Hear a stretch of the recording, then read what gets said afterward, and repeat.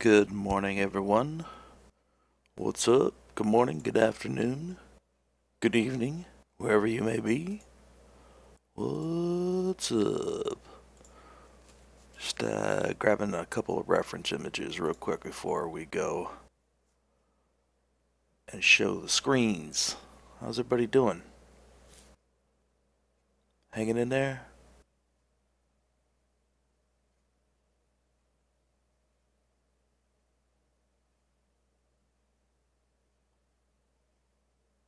Trying to look for a good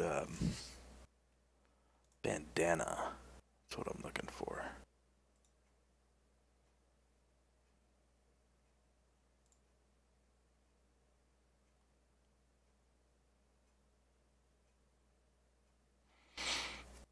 Alright, let's go. Good. Things are good, man. Things are good. Things are good. Of course, now I gotta sneeze.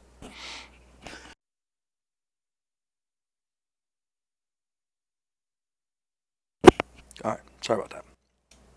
Alright, let's see.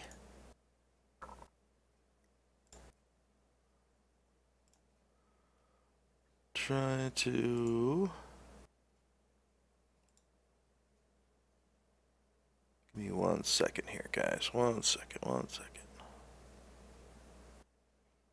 that one's not gonna work. I'm trying to get a good reference image for thanks, Camel, for his bandana. So I'm just doing a quick Google search.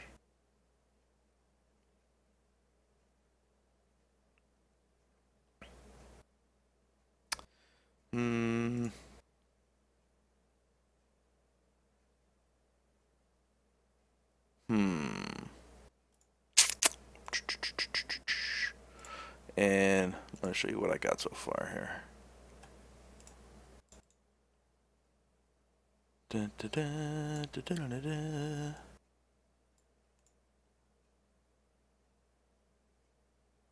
Reference.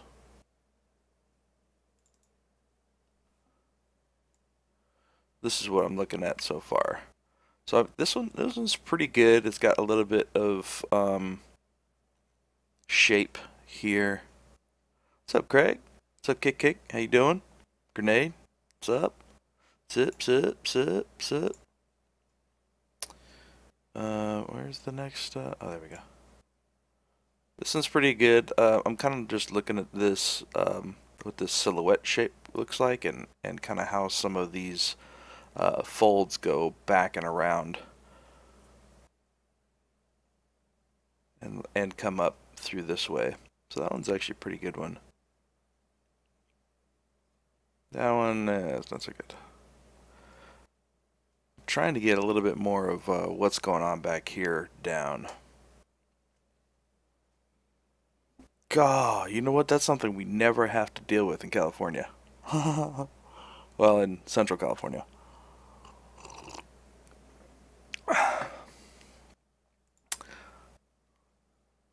Thug life. This one's pretty good. I like this kind of coming over and how these folds are happening, but I really want to get some reference of what the back of that looks like.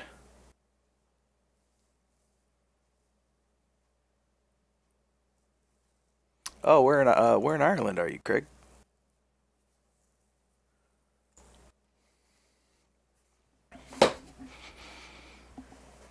What's up, Aubrey? How you doing? Okay, so there are a couple of things. Oh, Dublin. Nice. Nice. You got snow in Dublin, huh? That's pretty crazy.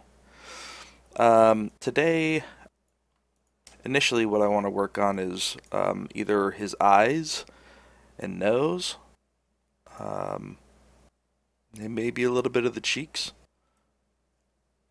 or the bandana. One of these two. I need to nail down because it's really kind of more towards the unfinished spot for these. Just a quick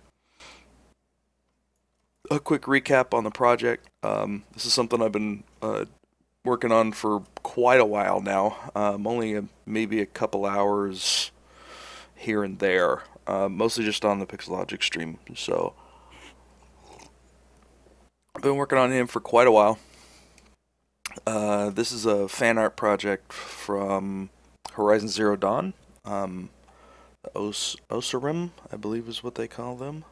Let me grab the concept for you guys here. It's from Lance Wilkinson Art Station. No, not Lance Wilkinson. No. Adrian Wilkins. I was way off. I got the Wilkins part. Anywho, let's show you. I'm gonna plug Adrian here. So Adrian Wilkins is really awesome concept artist and illustrator, and him and a couple of his cohorts did this concept for Horizon Zero Dawn. So this is the dude that I'm basing this off of. Yep.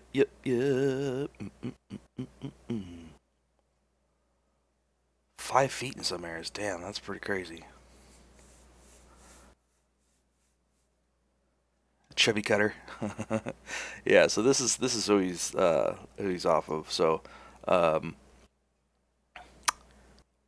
getting fairly close to being done with the high res.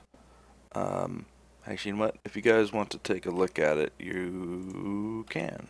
You should also take a look at his other work. He's got some awesome stuff. All right. So so this is where I'm at. And we can see the concept through here. He's getting fairly close. My plan is to actually do the full game res mesh for this guy. But before I move on to retopo, I really want to focus on a lot of the last details before it heading over. Most of all this stuff is all finished. At least mostly finished. There's, you know, still some small stuff like these guys. I want to do a little bit more on these ones. I want to do a little bit more on the straps here. These are just kind of post block in. I want to fix up his face a little bit, and then I want to redo his bandana. This was just an ugly kind of block out for the bandana. So we got some nice leather details. Yeah,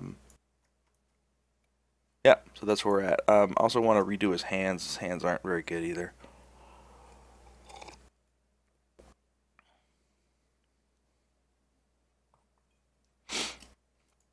Okay. So I think what I'm going to do first off is let's take a look at this bandana.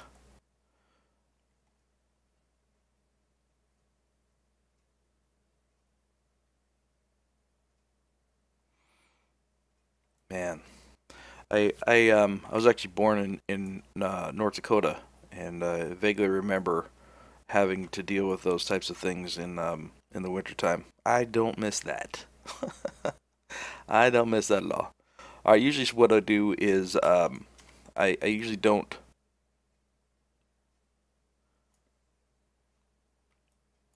I usually will save the original block out, so I'll just duplicate it real quick.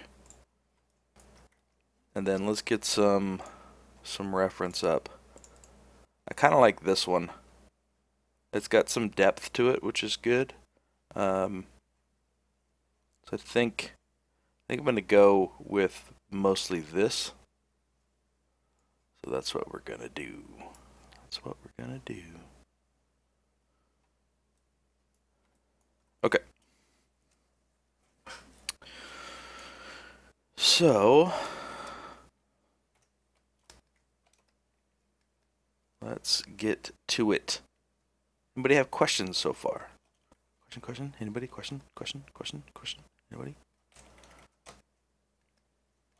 I'm just gonna kind of, right now this is Dynameshed. So I'm just gonna kind of pull these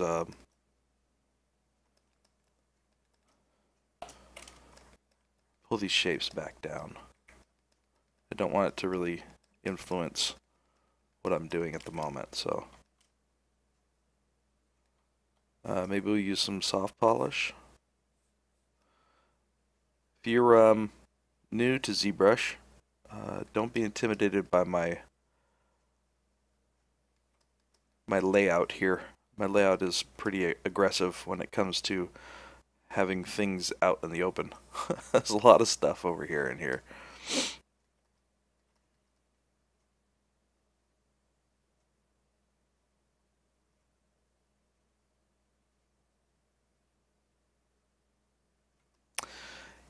Some think for yourselfers out there, huh? Yeah, well, helping people is good. Do what you can, you know?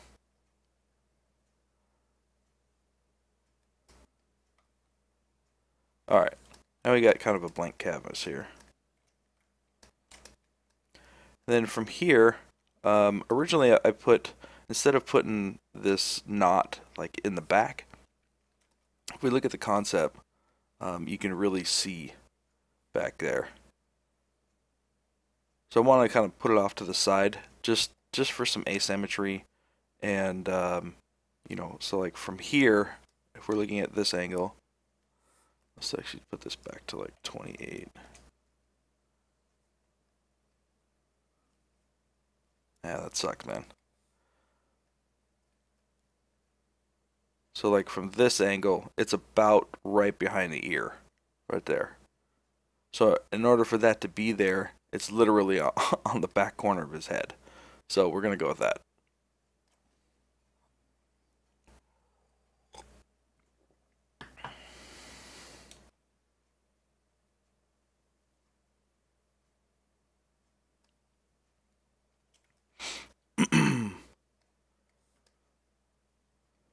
Alright, so let's block in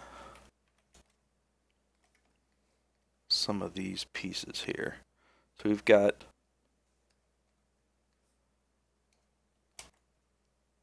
kind of a piece coming through this way.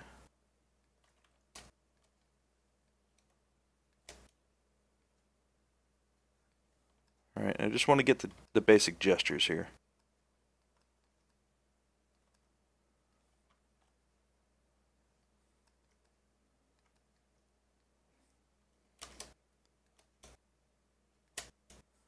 Maybe we'll use some standard.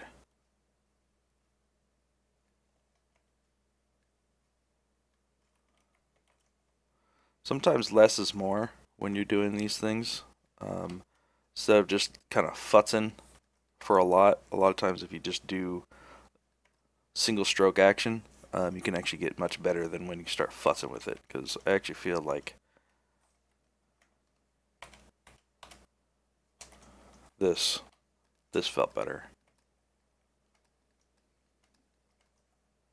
Okay, so then let's say we got one that comes over like this.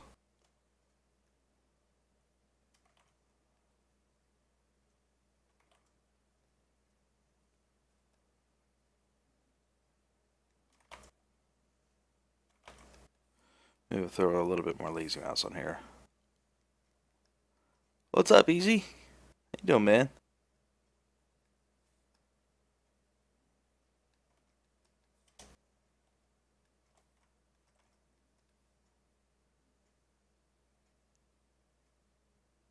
Maybe something like that.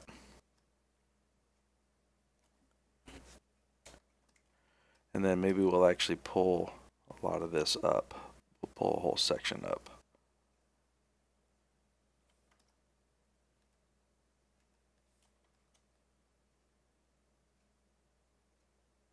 Is that Casey? Is that Easy? I think that's Casey.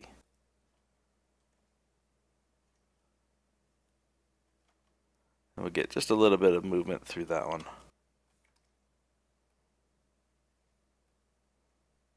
So just getting the basic gesture of where that tension is, right?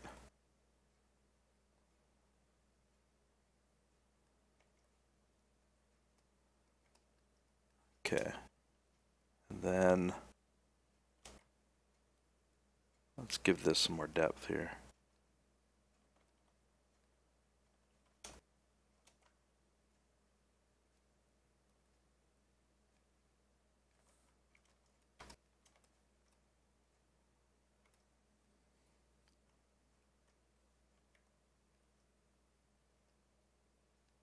Um, that's not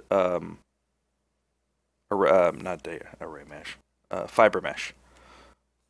So, yes, technically. It's just a fast preview on those. Technically, it's geo, so if you look at it real closely, it's just geo. But yeah, it's their own fiber mesh, so having it live in the viewport is very helpful. We can push this in a little bit.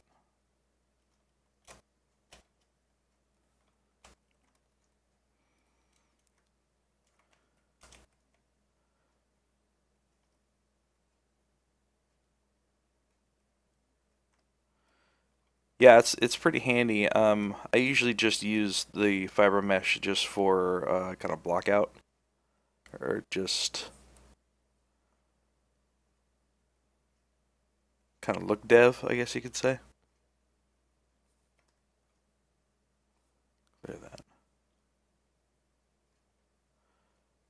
that. No problem, Craig. I'm actually working for Crystal Dynamics at the moment.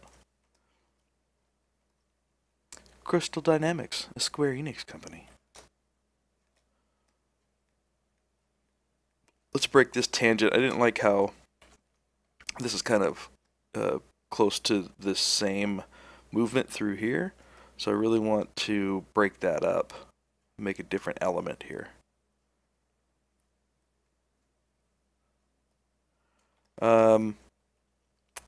We are working on the game that is referred to as the Avengers Project. If you just if you go on YouTube and just do Crystal Dynamics Avengers Project, it'll show you a super quick teaser for the game that we're working on. Yeah, let's pull all this out a little bit.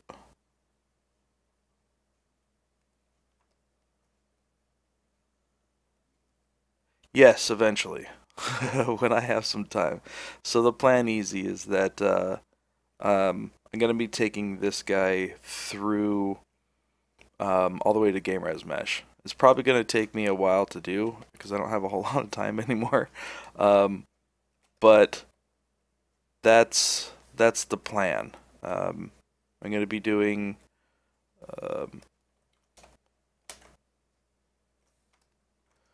Retopo and UV next is the plan.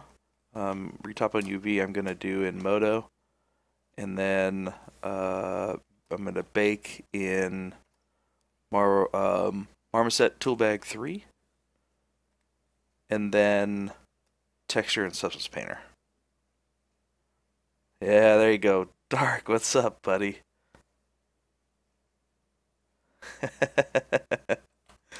No, I'm not sick of that term yet. Give me another year, and then I probably will be.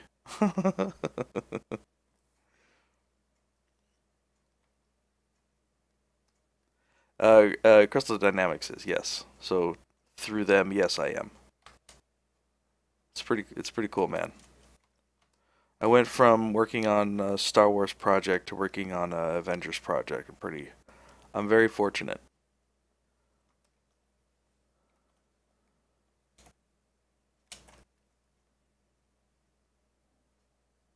I feel like I'm losing this thing. Alright, let's do...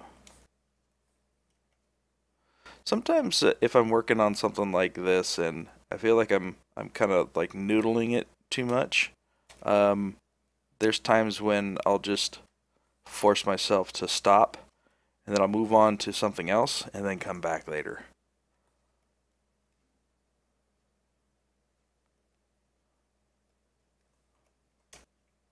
Let's actually pull some of this out a little bit.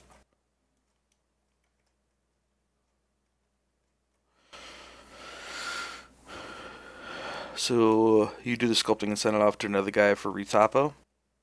Are you talking about professionally or personally?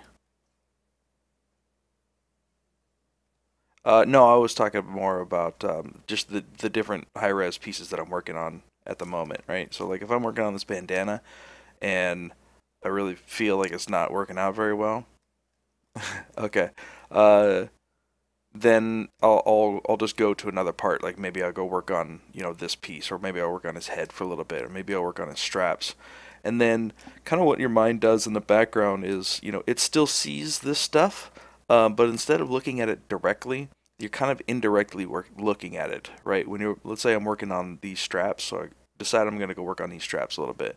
Your eye still sees this, and every once in a while, what'll happen is like you kind of just glance up, or you look at the part that you were working on, and you're like, oh, that's what's wrong. Okay.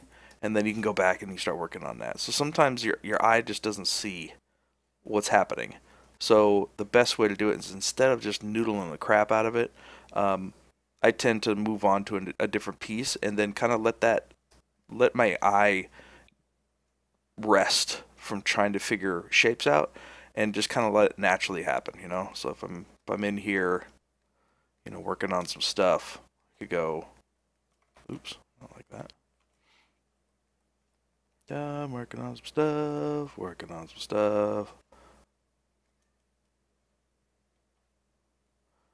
working on some stuff.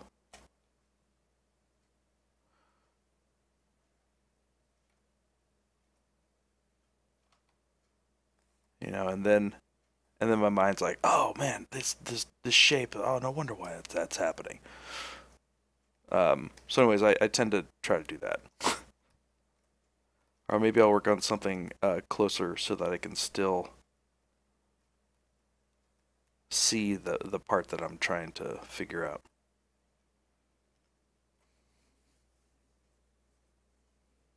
Yeah, the eyes are tough, man. Eyes are tough. Eyes are very tough.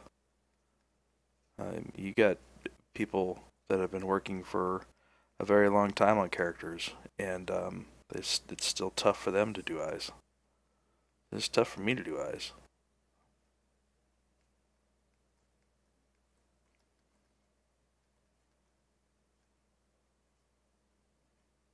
What's up, Zeno? What do I think of Overwatch modeling wise? I think they do a really awesome job, actually. They're they do quite a bit of fidelity um, for low res. You know,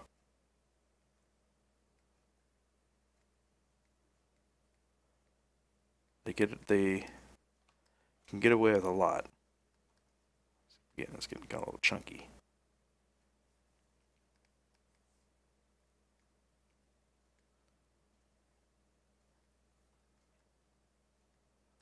But yeah, they do awesome stuff.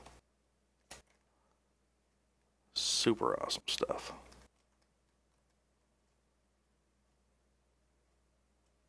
Life. No, I try to just keep a ballpark figure,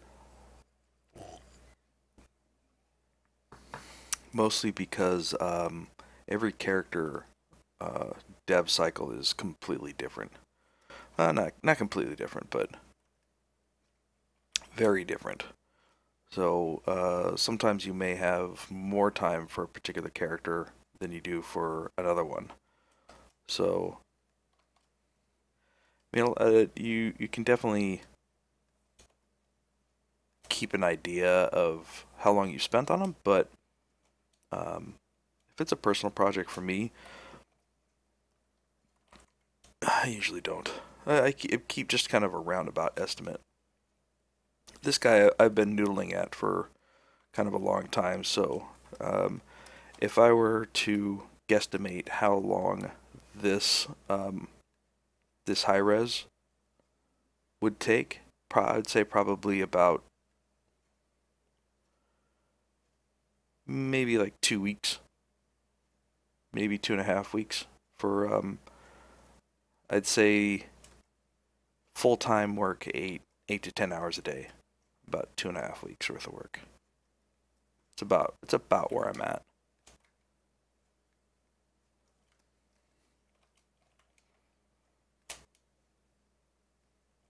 Let me get just a little bit of shape coming in here.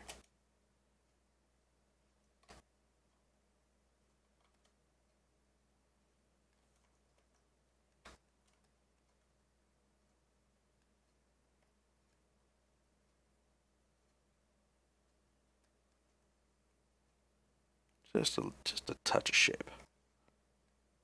You know what? Maybe it would be better the shape's coming this way, like this does. Kind of like that a little bit better. So instead, we've got shape kind of coming this way.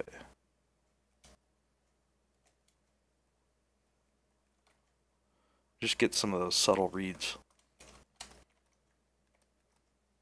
Like that. I like that better.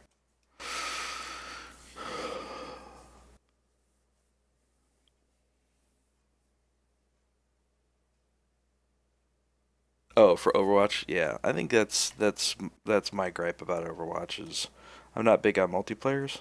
Um, and I'm a big kind of like RPG fan, so it's fairly far away from that. But it's still a great game.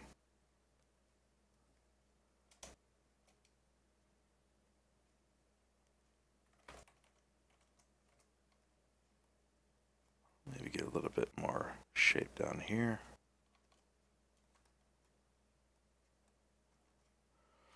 Maybe we can actually get a little bit more pinch here.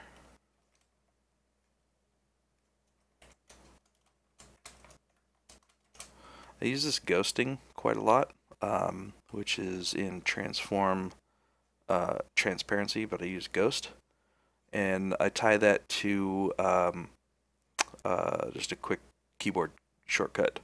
So for me, I use V for solo, and then I use Shift V for this ghosting, which is it's super handy for me. Which is nice because if you're trying to sculpt under something, right? Like it basically will stop wherever something above it is or something another subtool is. But if you switch to transparency real quick, you can sculpt underneath it. So it's really, really nice. No time. Yep. I know. What's up, Polysculpt? How you doing?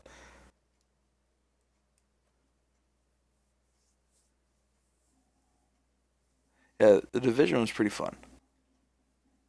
I just wish I had more time too.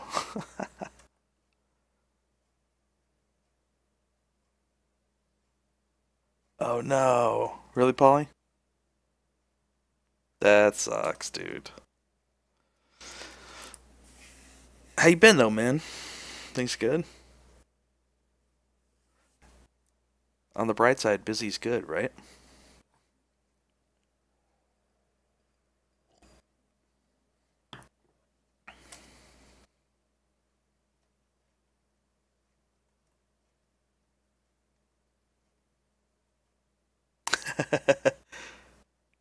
Yeah, sometimes it's hard to remember it's hard to remember whose Twitch names are who, right?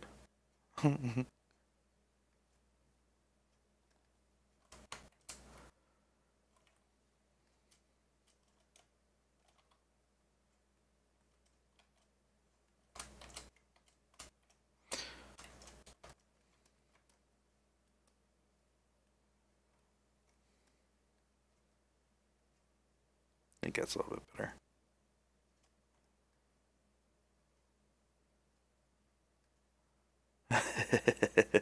Is that was why initially I just used my name for my Twitch account. I was like, you know what? I'm just gonna use my name. What the heck?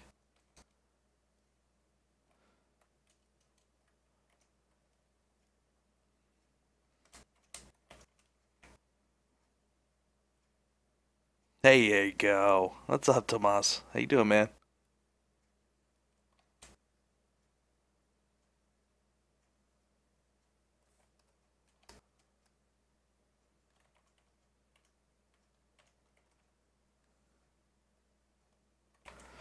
I'm sad I haven't been able to actually make any of your streams, dude. I'm looking forward to them. I think I try to go back and take a look at some of your replays.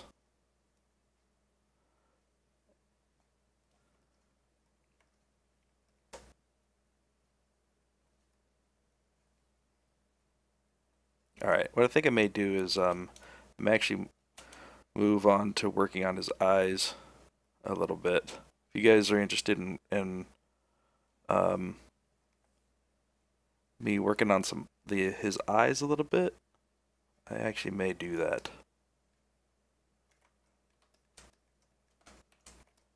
You know, it's another good thing to be aware of how you work, you know? So let's say when you first get into the office or when you first start, you know, it's just like warming up, you know? Sometimes you know, whether it's early in the morning or wherever you are in your day, if you're jumping onto another project or something, you know, it's a good idea to warm up. Start on some pieces that aren't, you know, super technical or super creative wise. You know, start with something easy and warm up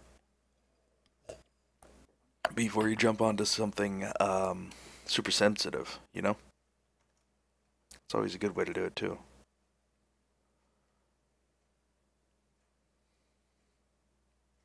How do you get saving your sculpt as a project to work?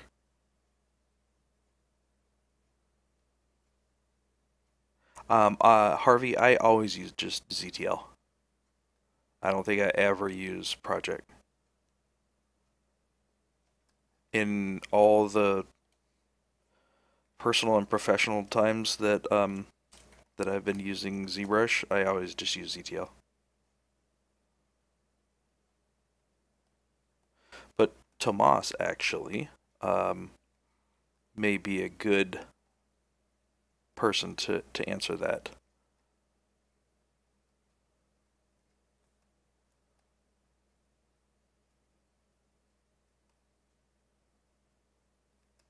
So let's say, just kind of get back to the point I was making about warming up. Let's say that today I really need at work, you know, or during this session, I really need to get his eyes done, right? I'll usually start off with something simple and just kind of get warmed up before I actually head into doing more sensitive stuff, just to kind of get warmed up. It's a really good habit to get into.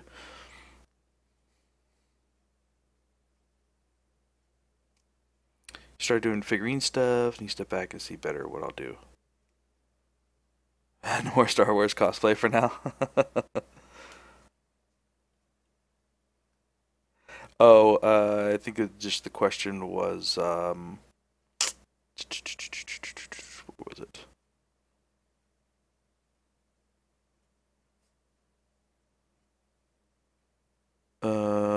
Oh, how do you get saving your sculpt as a project to work? Whenever I try to load the projects back, it doesn't work, so I've been resorting to only using ZTL. I don't know, so I guess the basic question is, you know, how do you utilize ZBrush project files in multiple locations? Best practice, I guess.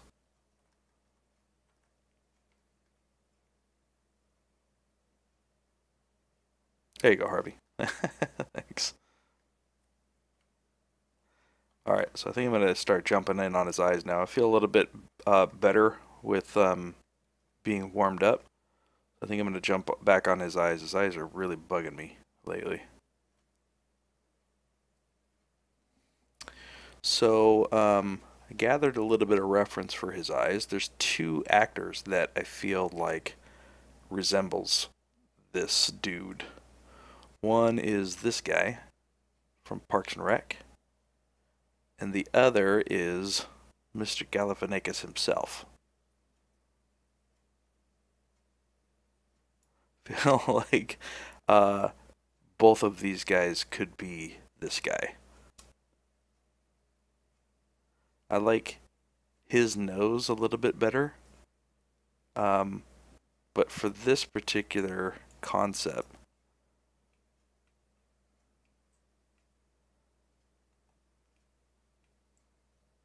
Ah, it's nice having Tomas here.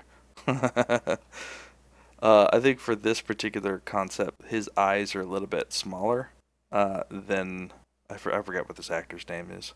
Um, but he's actually got pretty big eyes for having this facial structure.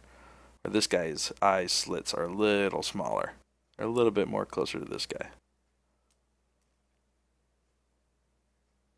But I like his nose a little bit better. And his cheeks have a little bit more definition to them. Anyways, I think it'll be in between these two guys.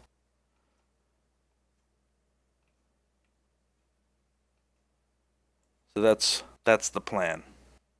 That's the plan, man.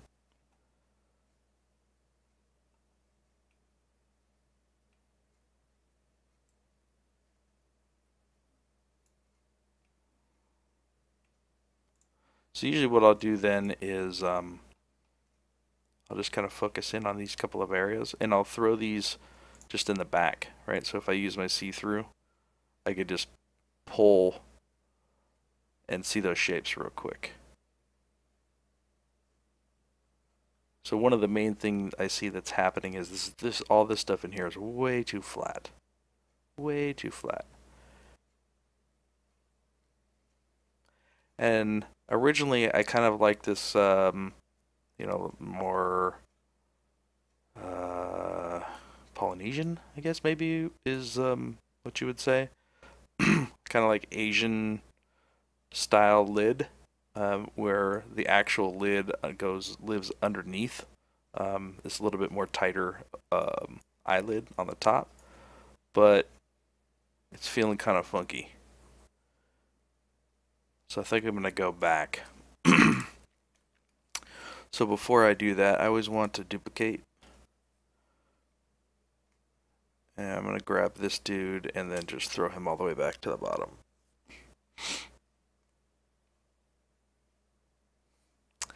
Well, it's not a monolid. Is what happens is in a lot of Asian eyelids, you have the upper eyelid will actually come over, or the upper skin will actually come over the eyelid, and will be fairly tight. All right, so let's do some changes here. I feel like all of this needs to come back more. And I'm not on symmetry. But I don't think this guy is symmetrical, so it doesn't matter. Okay. I'm sculpting in non-symmetry mode.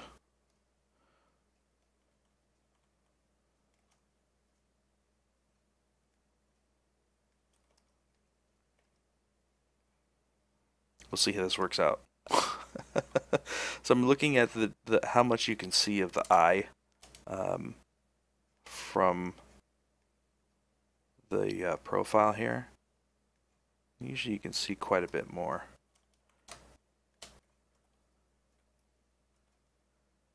Yeah, what's up, Sol? How you doing, buddy? Let's see what this is looking like. So basically what I did is I just took a damn standard and just so I think what I'm going to do is I'm going to go down in subdivision here, and I'm just going to pull this back.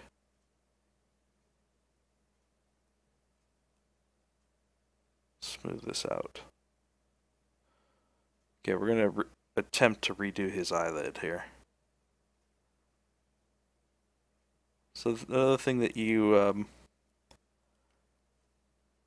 got to be aware of when you're working on eyes is it's a slow process. And subtlety is huge.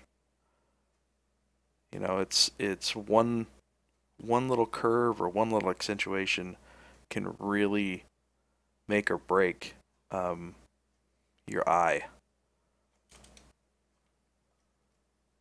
So it's something that you have to look at with a very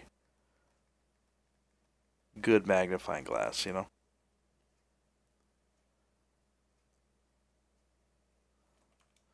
So all of this, I'm just gonna pull all this back. I'm gonna work on the upper eyelid bag more later, but I want to get his eyelids done first. So I'm really just gonna start pulling this shape back first. Yeah, man, it's been a while, Saul. How you doing? Can you believe I'm still streaming? It's been a lot. I've been streaming for a very long time now. Not today, but in general. I think I'm like almost on 3 years streaming. It's a long time.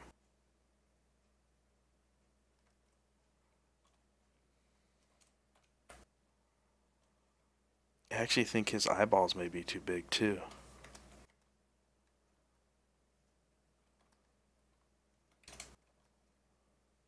Yeah, I think his eyeballs are too big. Usually, if I'm doing like an actual production model, you really want to start with the correctly sized eyeballs first, and then build your face around that. Because the size of a adult eyeball usually doesn't change. It's pretty uniform, kind of across the board. So if you work the other way around, it's a little bit more tough. Let's actually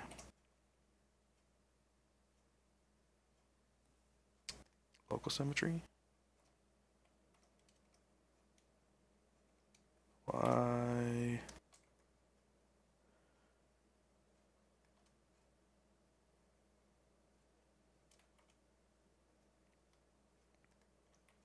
Okay. This guy is non-symmetrical, so it's a little it's great. It's great. It's great.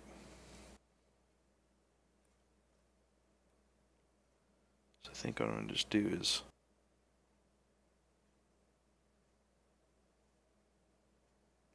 bring the size of his eyeballs down just a bit.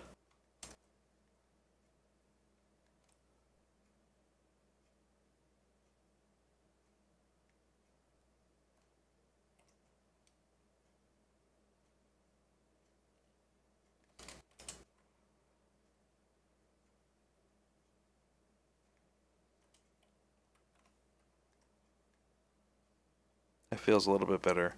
There's more curvature within the open eye now. Feels a little bit better. Let's go with that. Okay. I think I'm gonna work on his right eye first. So I think we can go even down to maybe 2. And then we're just gonna kind of pull this back just slightly.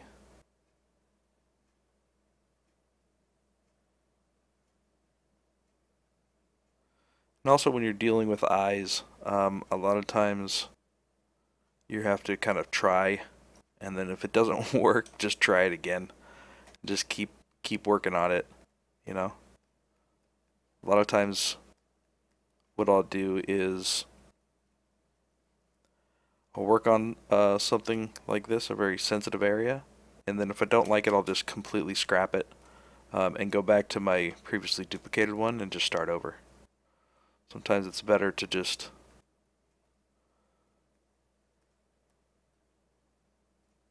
scrap the previous plan. So again, just looking at the overall shapes that are happening.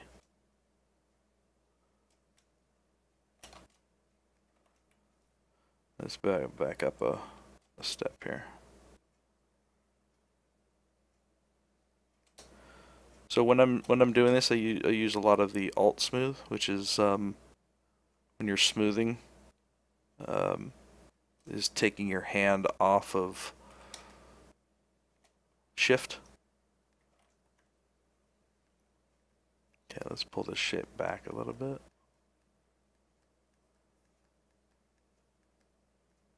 So basically what that does is instead of regular shift where it like pushes, alt shift, letting go of shift while you're smoothing will just tend to kind of normalize out the area that you're in and not pull shapes all the way back, if that makes sense.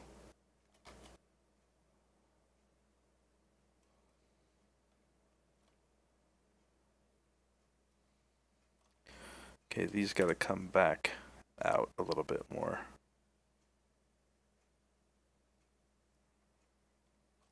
And I think we got to pull them out this way a touch. So I'm paying really close attention to the thickness of his eyelids. I feel like a lot of people miss the importance of the thickness of the eyelids. I know I did for a very long time. Yo, what's up, Polychromes? How you doing, man?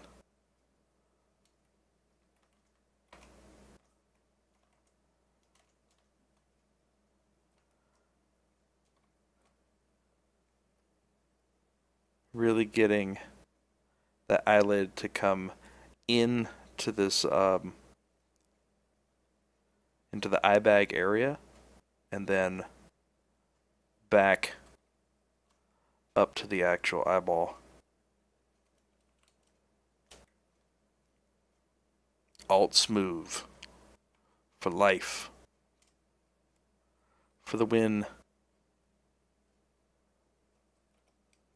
And making sure we have enough thickness on the top eyelid as well too is really, really important.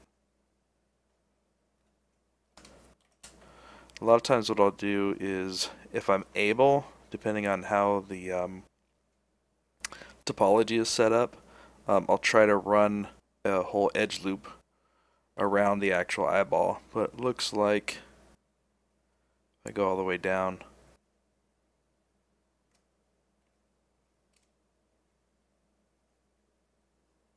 it's pretty close actually. You know, I probably could do it. If I just move some of these points a little bit, and I use this edge loop as my thickness,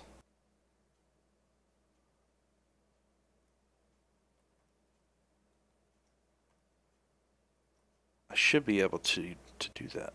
Yeah. For the win. Oh man. Well, I didn't know ZBrush for a long time until I spent the time. I spent the time I needed.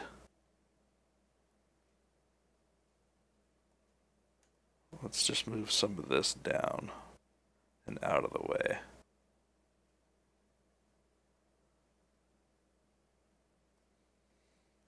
Alright, now let's see how bad I actually messed the eye up.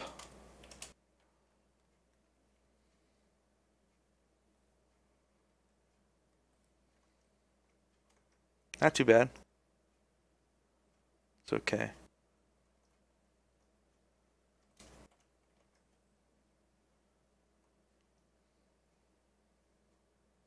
What's up, Brendon? How you doing, buddy? How are you, sir? Ma'am, I'm not sure.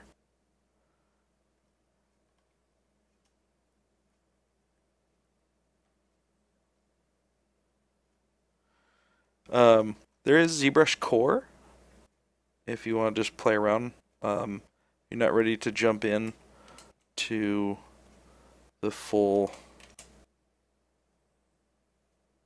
shebang. There is ZBrush Core, which is kind of a little bit more of a stripped down version of ZBrush. Yeah, like you don't have like the fiber mesh and like the array meshes and stuff. But it's a good way to jump in and just start using it. See if I can pull this up. Really want this edge loop to be the thickness of my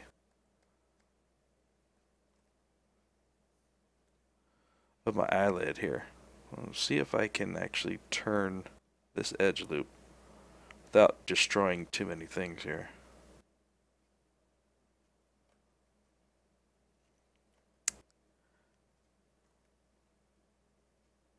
Ah, but Mudbox is no ZBrush.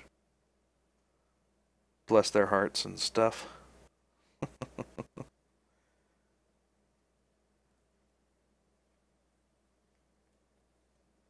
Okay, so I feel like that will work.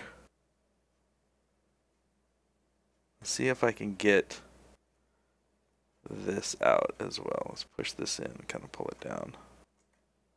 Push this in, pull this out. Push that in.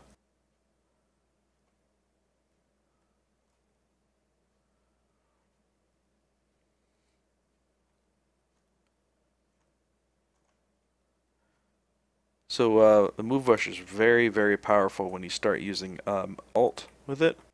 So if I'm moving just without pressing anything, this will move in parallel to the screen. But if I hold Alt and go to the left, this will actually push in on that normal. Or if I pull to the right, it'll pull out on that normal.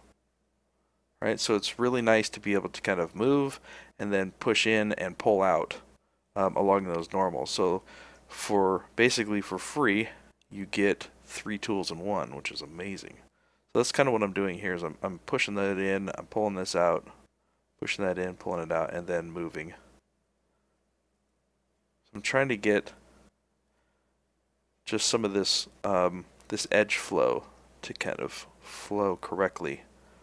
Or for that eyelid.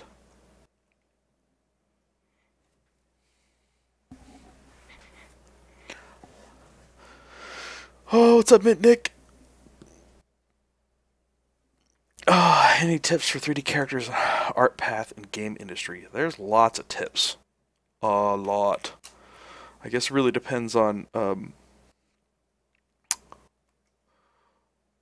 where you're at skill-wise and it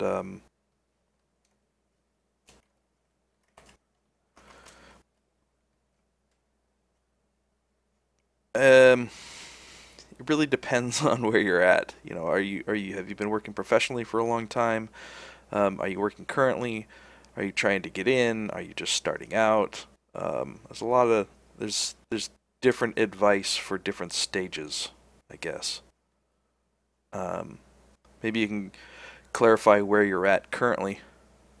How long you've been working on character art?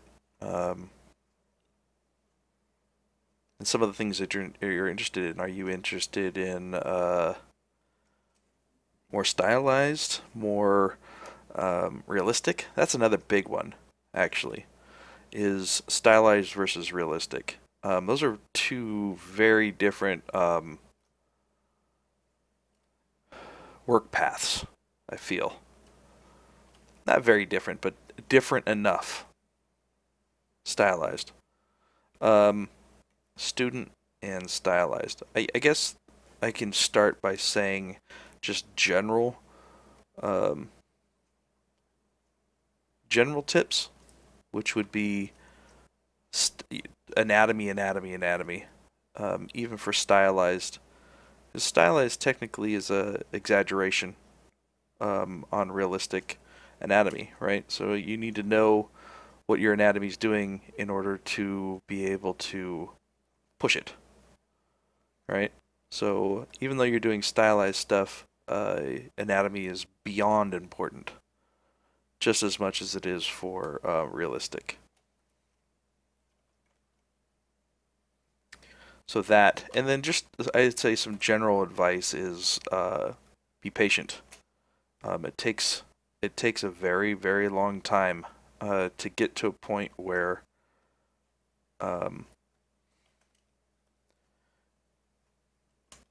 you can be viable in the professional setting. It takes a long time to get there. I didn't start getting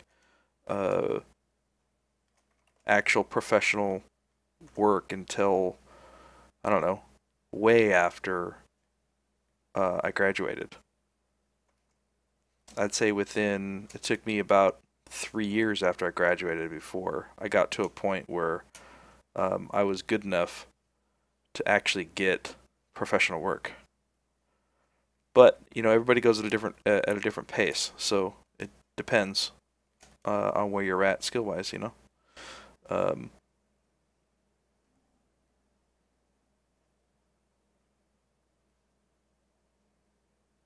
so I usually tell people that patience is your best friend. It takes a lot of hard work, man. It's a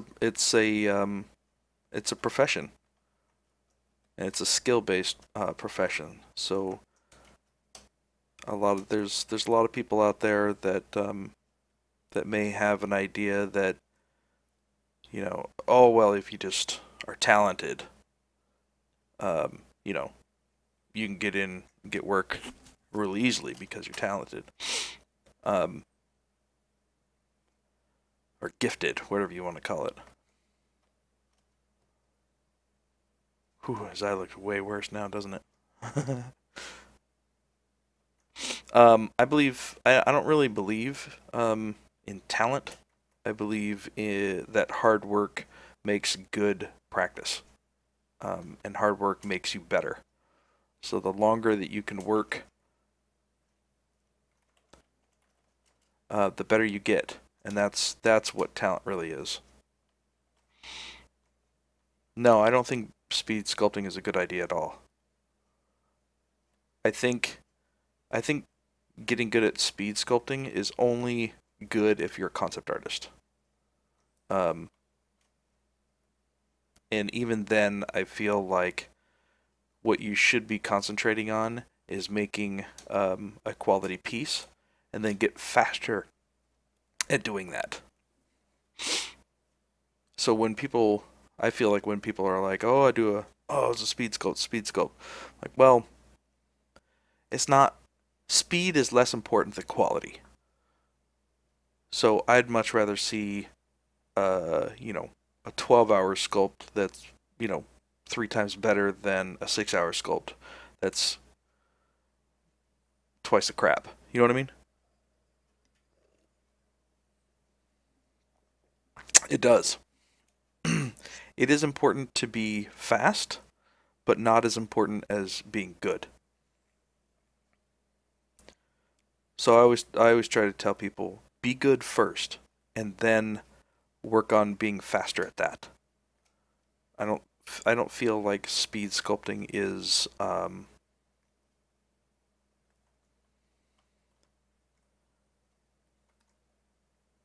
it's not really a skill. I don't know. I mean, it is a skill. I'll take that back. But it's not something that in the industry you go, oh wow, oh my gosh, you sculpted that in 6 hours? And that's good for production, but a lot of times on this side you just go, well, you know, I much rather would have looked at that if you added another 6 hours on it.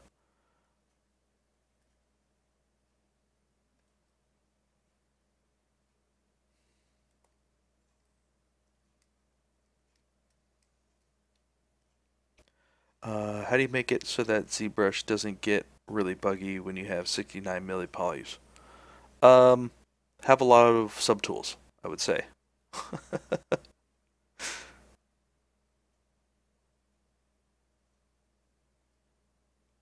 Yeah, subdivision levels are big as well too.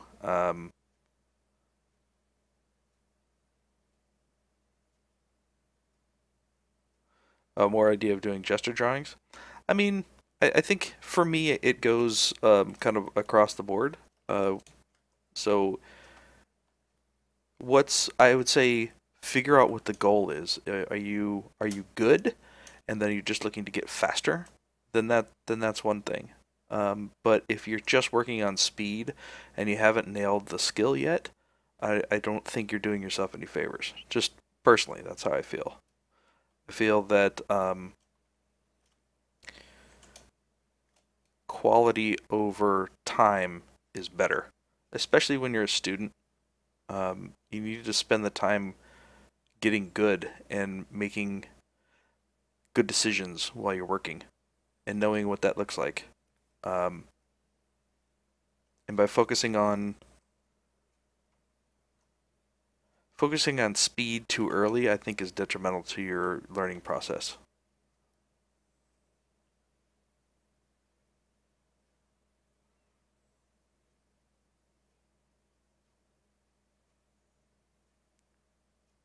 Can I smooth the normals while low poly sculpting? Yeah, you can still smooth here. Just like that. I've been sculpting for a long time, Smell. A long time. Not talking about the hierarchy of an actual development pipeline. Well, I think it goes, the development pipeline is really just an extension of your skills, right?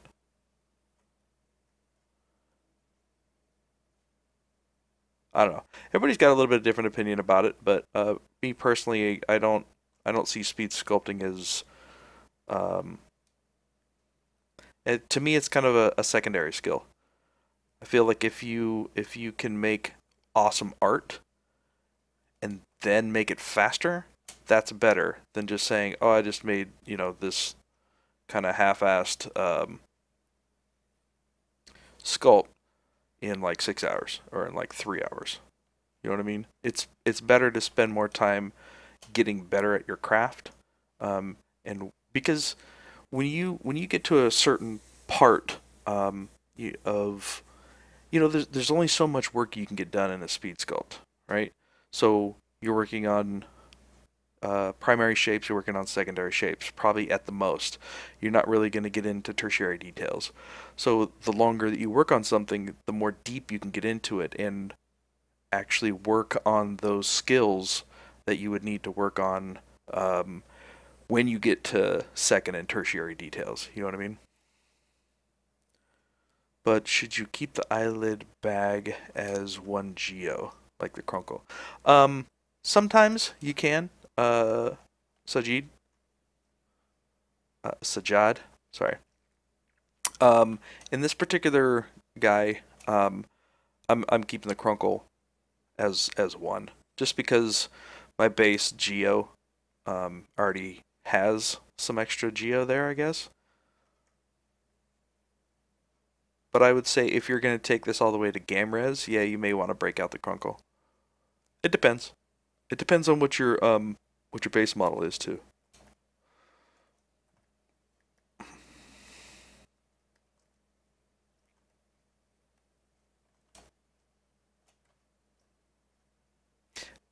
Does that kind of make sense, Polychromes? I get the feeling that you like doing speed sculptings. Okay.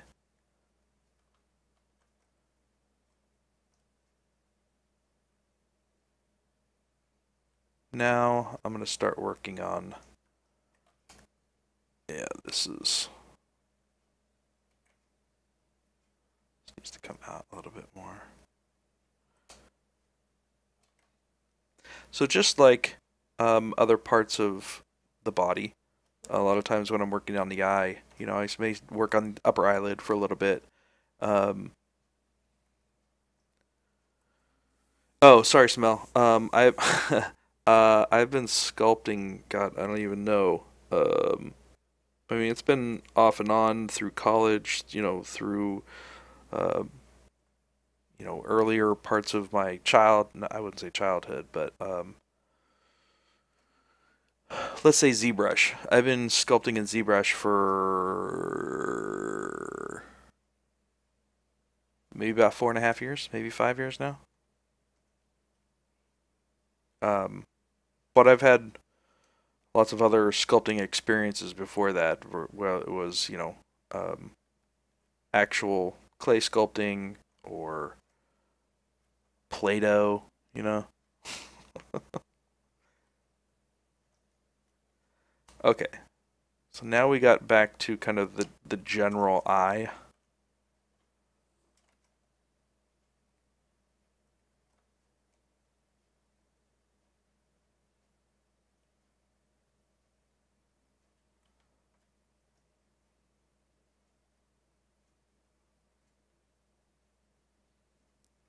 That's an important part, Alex. Gotta support the industry. Okay, so let's take a look at this this upper eyelid. So the question is, do I want to have the upper bag fall over the eyelid, or do I want it to kind of live above? That's a good question. That's a good question. I feel like this eyelid is pretty standard, but this type of eyelid, it has a lot more character to it. Even though he's making kind of this permanent expression, I feel like this is much more interesting to look at than this is, right? Even if we look at another of Zach's eyelids.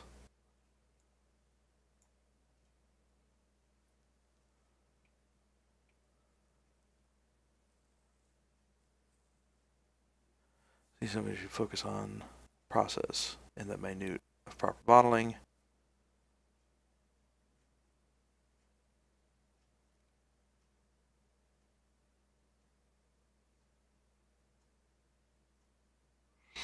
I guess I don't get what your question is, Polly. Students who focus on the process of the minute of proper modeling. I think it's important as a student to learn proper modeling. I don't think that's a bad thing. It's a foundation that you'll do most of your work on for the rest of your career.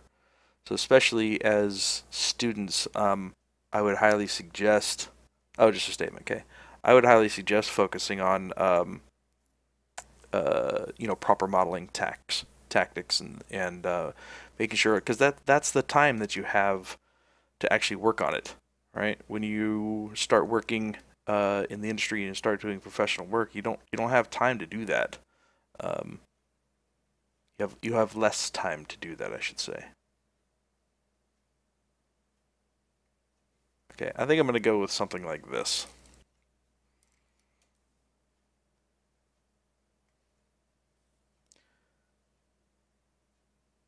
Sure, what's up, Smell?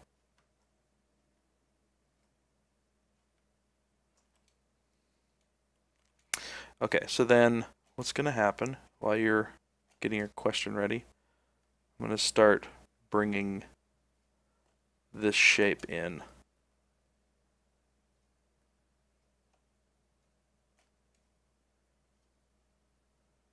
Alright, so let's say,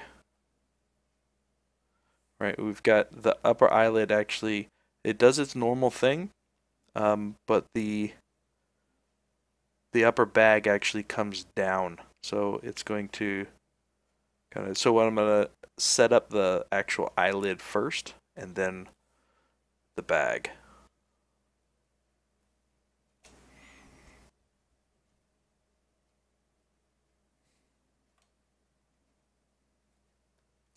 Well, it depends too. You know, if you're a character artist in like the video game industry, let's say, speed sculpt isn't really going to do you much good, because most of the time you're going to end up starting from a base mesh. So you've got that, and then the head sculpts that you are going to do, they're going to be scrutinized very much so. I think this needs to actually come down more. Need a little bit more curvature on the top of this eyelid as it comes down.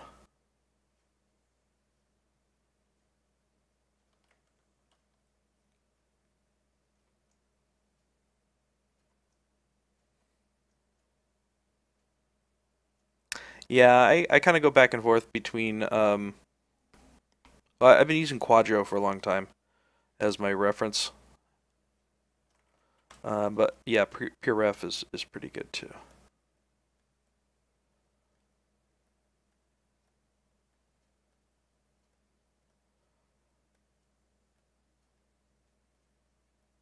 Okay, so here's where that natural break is gonna end up being in here. But I want to make sure that my geo is moving in the right directions to support my shapes.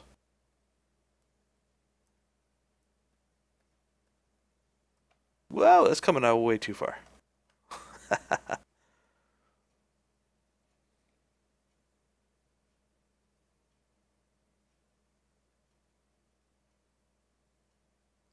How many times do you need to create perfectly ideal professional box cube? Not very many times. Let's pull this back. This is way too much. A little way too much.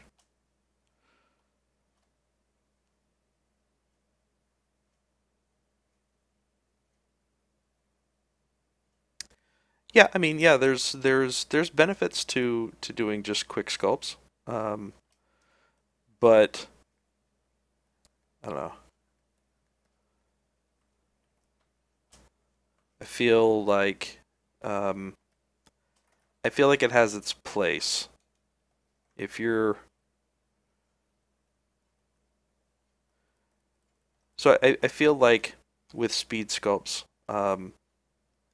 it can be good as long as you're practicing for the right reasons.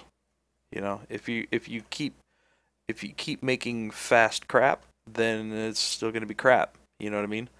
I feel like if you focus on making good and then make good faster, that's better. You know what I mean? So I feel like as a student, speed sculpting is what do you call? Not I wouldn't say a waste of time. I would say it's less important than because speed comes later. Speed comes after you get good and you've taught your eye how to see shapes and you've taught your hand how to make those shapes. Then speed is good. But I feel like if you start doing that too fast, you're going to learn bad lessons. And while you're teaching your hands and your eyes to see and do the things that you want them to do, you're not going to get the most out of your time spent. Does that kind of does that make sense? Specifically for students or people that are just starting out and training.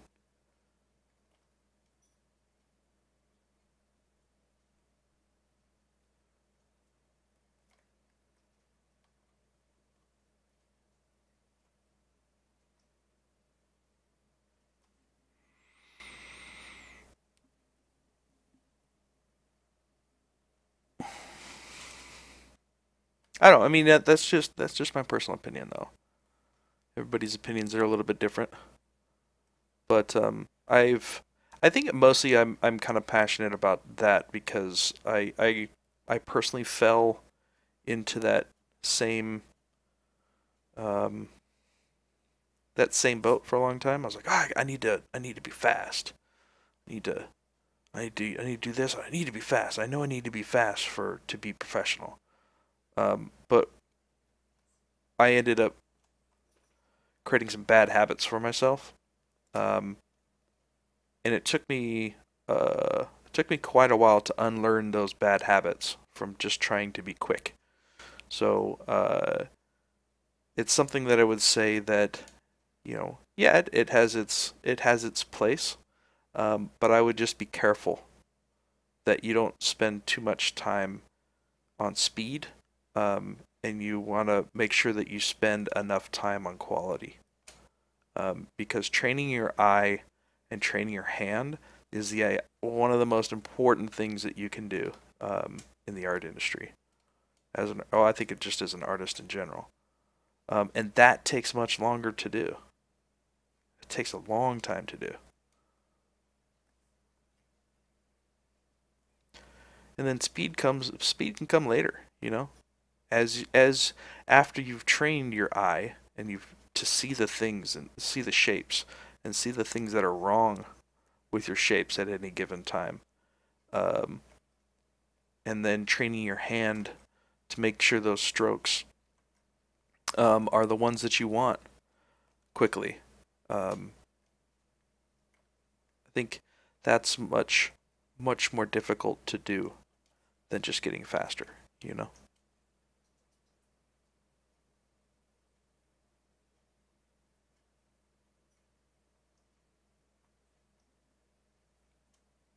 So that's why I'm always um, a little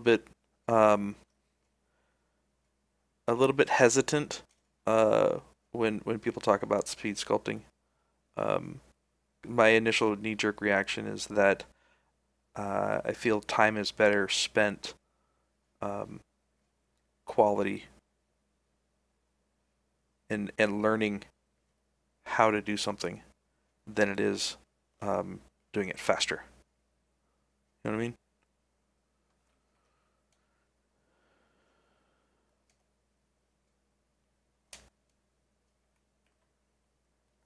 Okay, so just kind of slowly building up this shape. Making sure that my edge loops support this is always good too. Let's see what that eyelid's doing. No, it's doing some interesting stuff over here.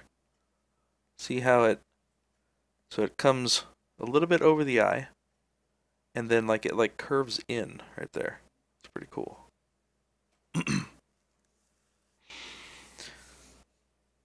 Right, Dougie? Yeah. And that's pretty much the gist of what I'm saying is that it's better to learn how to walk well before starting to run. So once you walk well and walk correctly, then it's much easier later to run correctly. You know what I mean? What's up, V-Wonder? This is just a personal project. If anybody has not been here, we'll just zoom out real quick and show you the thing that I'm working on. It's also a good idea to, especially for facial features, to make sure that you zoom out and not just live up close to where you're at, because the shape reads are super important. So like what I'm seeing here is this nice black brow shadow here, clearly separated by this nice eyelid highlight, right? Which is different from here where this goes up. It's also important to know where your light source is. So light source is directly in front of us. So this brow comes up, and we have more greater distance between the top of the eyelid and the underside of the brow. So two completely different shapes there. And even though up close I'm not liking it very much at the moment, I feel like the read is better for this one than it is here. See how these the grayscale values and the shadows here are kind of a lot softer than here, right? We got much darker values in there. So those are the things that you really have to pay attention to. Again, for the bottom of his eyelid, look at the difference. Right, we've got some clear definition of some shadow, better shadow underneath the eyelid here than we did here, right?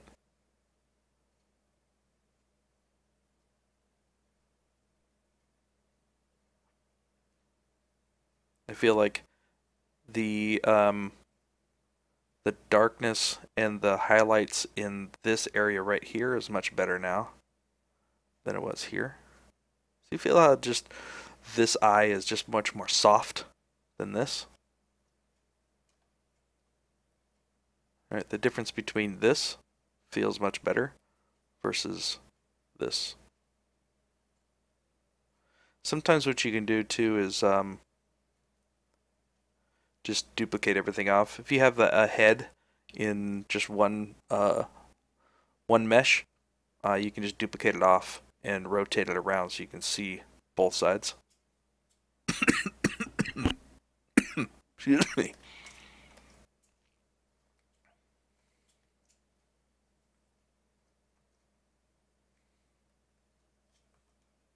Okay, let's keep going. So I think what I'm going to do is mask off some portions here. So we're going to just grab my mask. So I don't want to move this bottom eyelid anymore. So I'm just gonna throw a quick mask on here. I'll make sure that that stays where it's at. But still, I mean, going back to the speed sculpt thing. If you feel differently and have a different opinion on it, I'd love to hear it. You know, what I say is by no means final. You know, or the right way to do it. I think we all have different opinions. So if you feel strongly about it and have a point that I missed, I'm always about hearing that. All right, now we can actually pull this eyelid down just a bit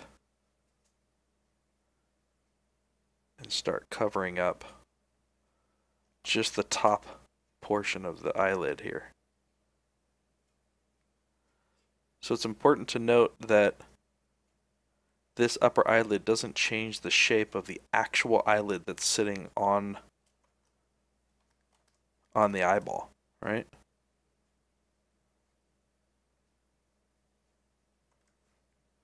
And I think one important thing to point out is that usually this will have a little bit more roundness to it if this is sitting out here. If we're looking at this here, we're looking at this roundness, it comes out quite a bit, right? So here's the brow, and it kind of comes in a little bit, and then there's a definite thickness there.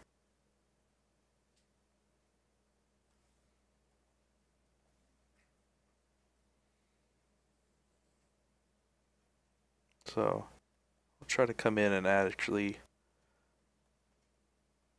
add a little bit of roundness to this. And once you start getting into all the subtleties of the eyes and really breaking down all the different shapes, there's a lot. Probably one of the things when you start to take on what you know, an eye, it's a lot of work, man. It's a lot of freaking work. So many subtleties and shapes and stuff that you can easily miss a lot of things. It's like I feel like this is way too thin right here.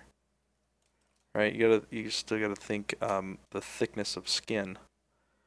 Right? I think as you get older, you tend to lose a lot of the girth of the skin here. Things tend to thin out a lot, but it usually doesn't happen until later. And if it's too thin, it just doesn't look real. You know what I mean? Let's go ahead and clear that mask and then clean this up just a bit.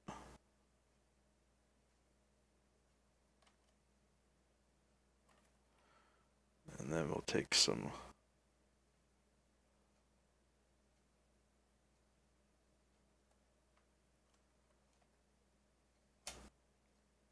okay. And then maybe we'll just take the inflate brush here. Now let's put on some back face mask. Let's just hit this with just a little bit.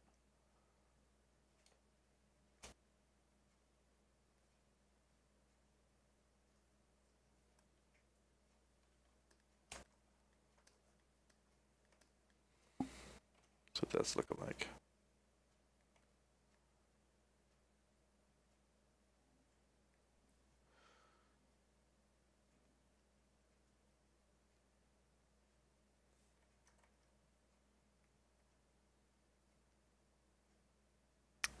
Feel like this part of the eyelid needs to come, or the wrinkle needs to come down a lot more. See how this one, it comes in and then it makes this really kind kind of a tight curve.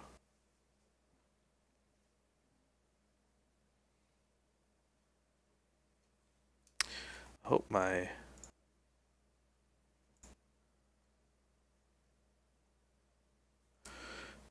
chat window is still okay.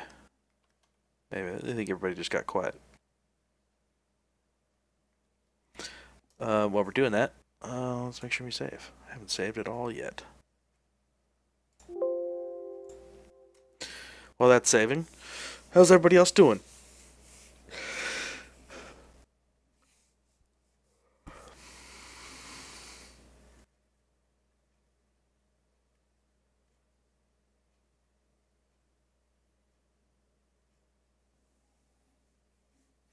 So let's see, Wanderer, what's up, bro? Wanderer, yeah, as a character artist in the video game industry, you typically handle everything from sculpting to final in-game mesh. So there's a high-res state where you do most of this sculpting. Once that gets approved, typically you move into doing retopo and UVing. Then from there you do baking, and then texturing. So there's quite a bit in the character pipeline for video game artists. It's more of a kind of a production role.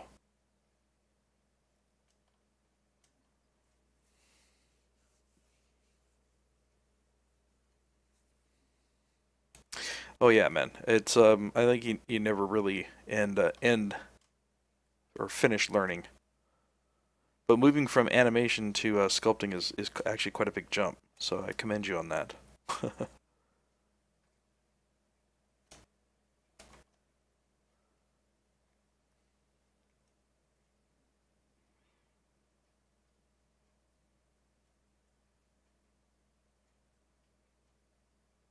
I know, eyelids are crazy, right, Doug? I just saved it. Why are you doing saving? Alright, there we go. So let's pull this back a touch. And in this particular one, I'm just going to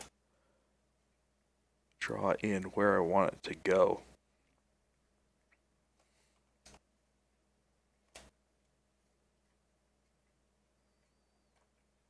And then I want this to kind of come out like this. And this to come in.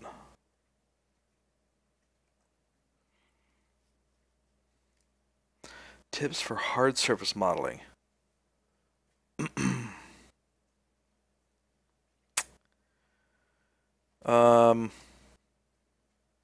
a good. Let's say my tips for hard surface modeling would be.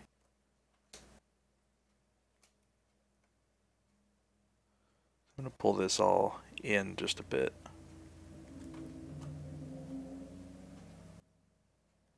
Lots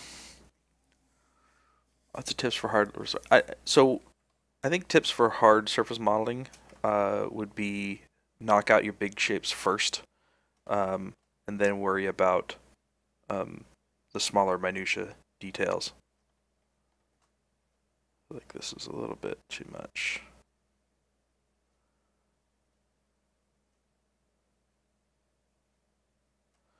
Okay, so I think I'm good on the upper eyelid for the moment. I feel like it's the bottom eyelid is still a little too generic for me to really get into more finalized kind of character within the upper eyelid, but without bringing the lower eyelid into the same realm. So I'm just gonna focus on the lower eyelid for a couple minutes here. So one of the main things that I've found about the lower eyelid is that me is just personally, I have it wraps around a lot, right?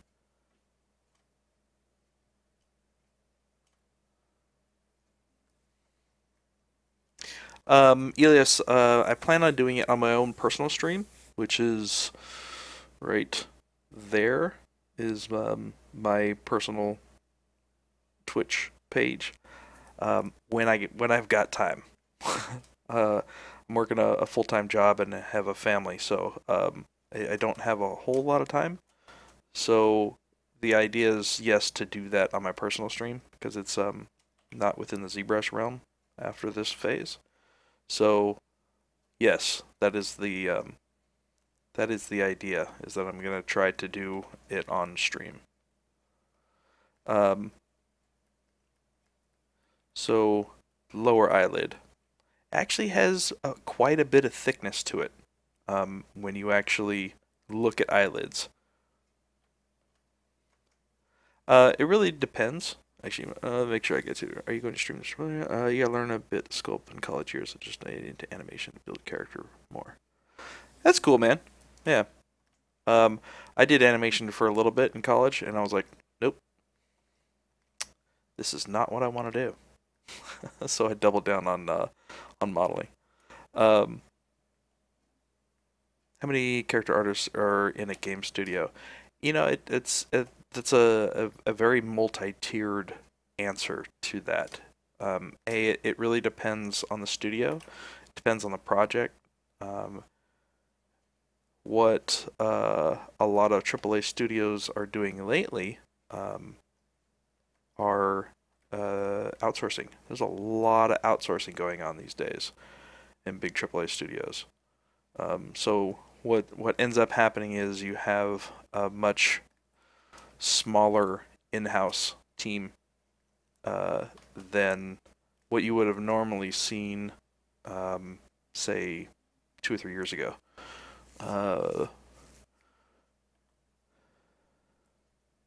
So that being said, I'd say a decent sized team with good outsourcing availability is probably around between 3 and 5, maybe 6, depending. So the bottom eyelid has a little bit of like a flare on the outside. Right, and then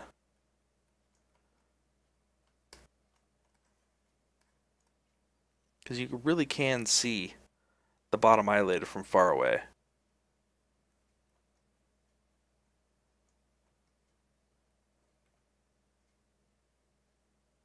Like this is gonna pull in just a little bit more.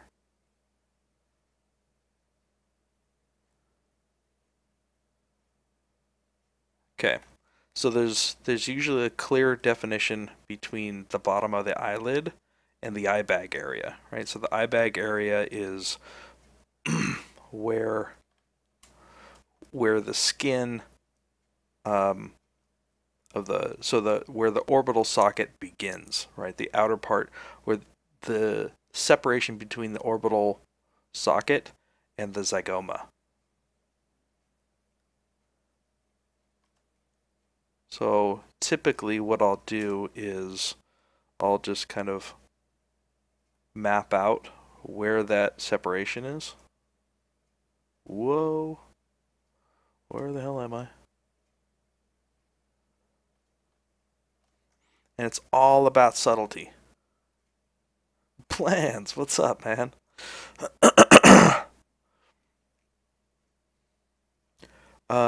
What do you recommend for someone who wants to become a game designer? I don't have a whole lot of experience in game design in the industry of what it takes to be a game designer, but a lot of times what I suggest is to spend time proving that you can do something. So let's say for doing game design, make your own game. You know, like you've got access to, Unity for free. You've got access to Unreal. Get in and actually make something. Have a really, really cool idea. And even if it's not, even if the art isn't amazing, the gameplay and like the art of what the game is as an experience. That's the most important thing. So come up with a really cool idea, put it into play, show some really cool elements, and then use that to show people, you know?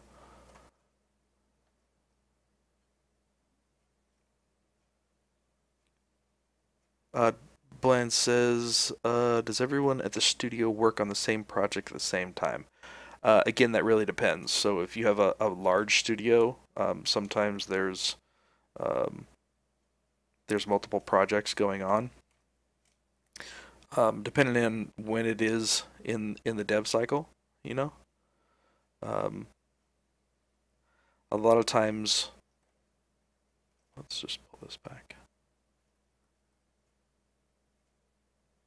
It really depends. Depends on if there are multiple projects going on.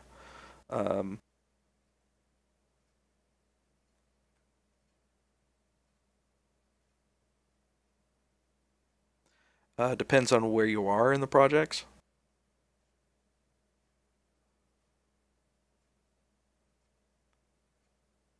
I think it really depends. It's hard to say. I don't feel like there's a standard answer for that. Okay, so one of the things that I like doing at this point is really making sure that the eye bag area is looking correct. So by that, what I start doing is I start just mapping in the shape of where I want that eye bag to start and the orbital socket, right? So I feel like I want to get that shape first, right? So it's very key to get these shapes right. You know, there's a downslope. What shape is the orbital socket, right? Is there a lot of downslope and then, you know, kind of a straight line and then up, or is it more saggy, or is it more angled? What are those things that are going on? So I think what I'm gonna do is just kind of erase this, and I'm gonna give myself just a blank canvas to work from, per se.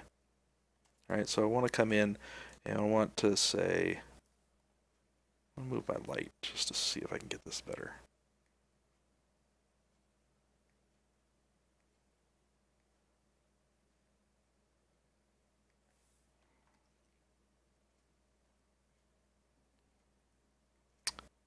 Oh yeah, no problem. I mean, I'm always happy to share. Always happy to share. So here's clear the this separation here.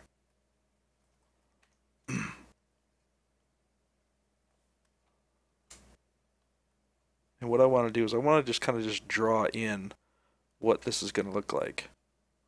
The shape is really important. It's usually these three shapes that are really important. This angle one coming up, how that kind of softens up on the bottom, and then how it curves back around. The nice thing is that you can just use your move tool to kind of edit some of this a little bit. Right, so I've clearly got three angles, right? This shape here, and this shape here. What I want to do is just round this out just a touch.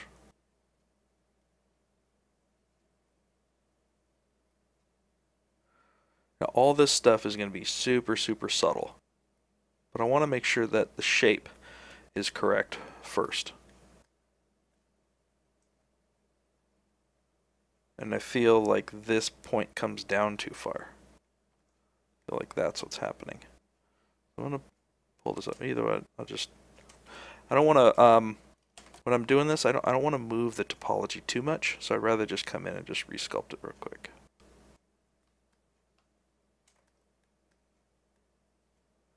That feels a little bit better. Before it felt like it was coming down a little bit too much there.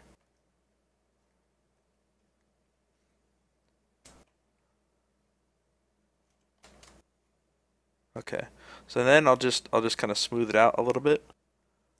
And what I want to do is I want to make sure that this is just a plane break, right? So there's something much different between doing this, right?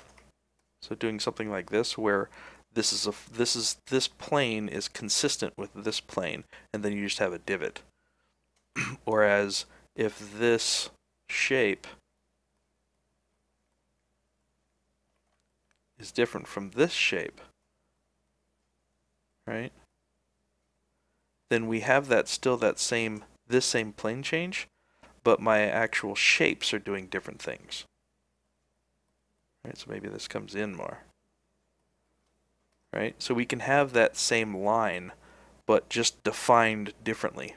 Instead of having a consistent shapes on either side of whatever this division is having the overall shapes on either side of that division to actually dictate that division. Does that make sense? So that's what I want to do with the eye bag, is that I want to make sure, well, I want to make sure that there's a plane change division here, but I don't want this roundness to match this roundness.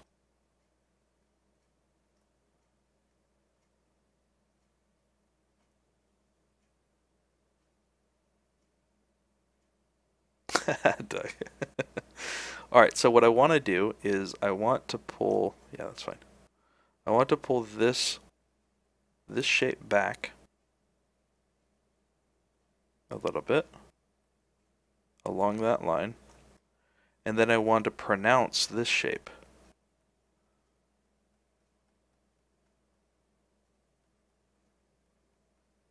Right, so what the actual planes are doing on either side of that division are doing two different things, right? So ultimately what's going to happen is the light is going to catch a little bit more light right here and then have a nice fall off. Right? See what I'm doing is that it's got a nice difference in how these surfaces are actually moving, right? So this is coming in, and then this is coming out like that, and that's what's going to give me my nice division, right? In different lights. Obviously, I haven't done this side over here yet, but like here, right? Because this shape is coming in more, and this is coming out more, it's giving me at certain angles, it's going to give you that light division in between them. So usually when I pull the eye bag in, let's pull it in, let's just kind of get this just flat in here for now. Alright, so there's this nice division between the eye bag area and the zygoma fat area. Right. So and this is where subtlety is huge. Right? You want different lighting situations at different angles to tell your eye different things.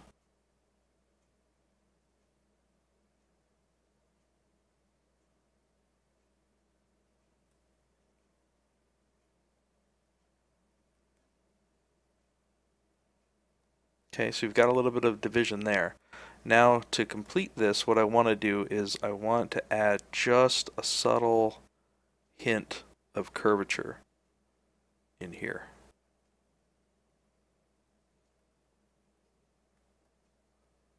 Super subtle hint to start off with.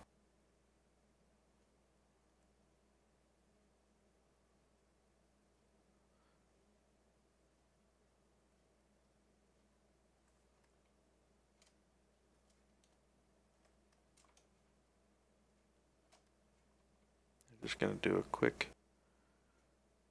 smooth through here. Alright, so now we start seeing that nice separation happening.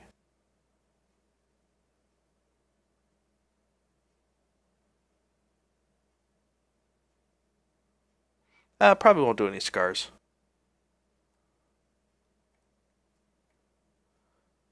Personally, I feel that scars are made by producers or directors. I think you can, if you can do more with less, I think things are much stronger. As soon as you start putting in things like that, all of your attention gets diverted from the nice shapes that you've created, and really focuses on just whatever that scar is or whatever. You know what I mean? I feel like this guy could have a little bit more oomph in here, as some of this, he is an overweight guy, so I feel like if we have a little bit more fat in this general vicinity of his face, we can get away with that. Yeah, I did it online. I actually reviewed it last week as well. So if you go back on ZBrush Live, or on Pixelogic's YouTube page, I think you can see it. But it's from like 2 weeks ago, whatever my last stream was. I went over it really quickly at the end. So now we have like this really nice division happening, right? Yeah, no problem, Di. No problem, man. Right, so we've got just a little hint of shadow going in there. Or in different areas we have light picking up, and just some shadow division happening there. Right? And then what's nice, as soon as you have that division, you can just kind of go and, if you feel like the shape isn't right, you kind of just move that stuff around just a touch. And again, it's super subtle, right? It's not it's not something crazy.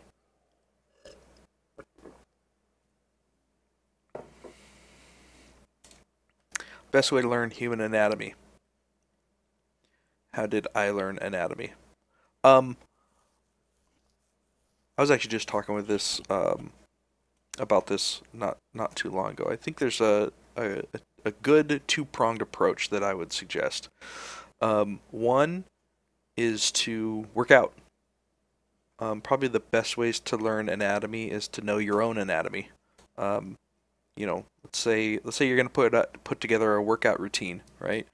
If you want to maximize your routine, let's say if you're, you know, girl or guy, whatever, but if you want to build muscle, right? Let's say the best way, there's all kinds of different best ways to do it, but let's say you want to work on, you know, your shoulders. Well, you're gonna know that, you know, your tricep, you're not your triceps, your trapezius, you know, are your shoulder muscles. You're gonna know that your deltoids are your, you know, outer shoulder muscles. So you're gonna work on your biceps. You're gonna work on your triceps. You're gonna work on your your brachius. You know, you're gonna work on your extensors and contractors in your forearm. You know, you're gonna work on your lats, or you're gonna work on your abs, or you're gonna work on your obliques.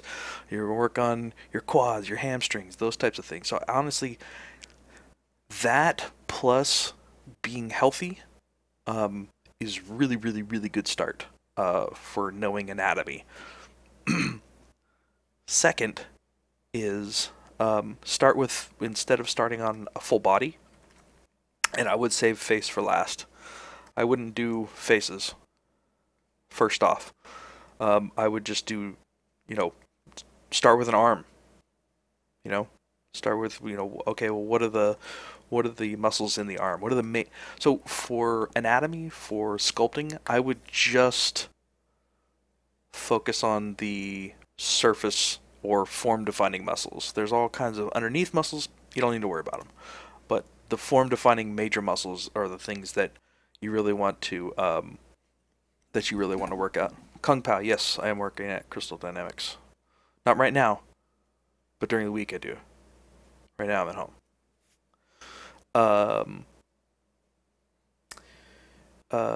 So then, you know, take a body part, right? Work on an arm for a while, and then work on a torso.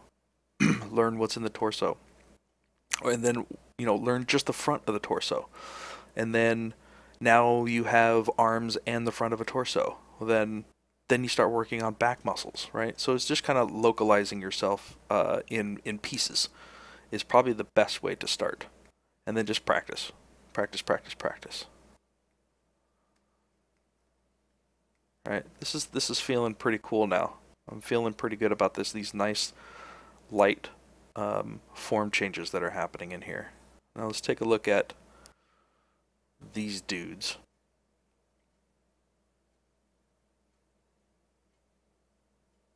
See, right? He doesn't actually have much of an eye bag area, right? Some people have larger areas than others, and a lot of times, depending on how big your eyeball opening is, you'll have more or less, right? So like his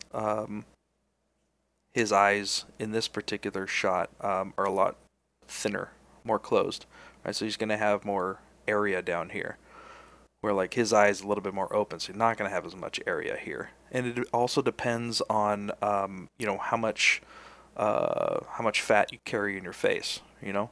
Like, yeah, he has a lot going on here. He's got big cheeks in there.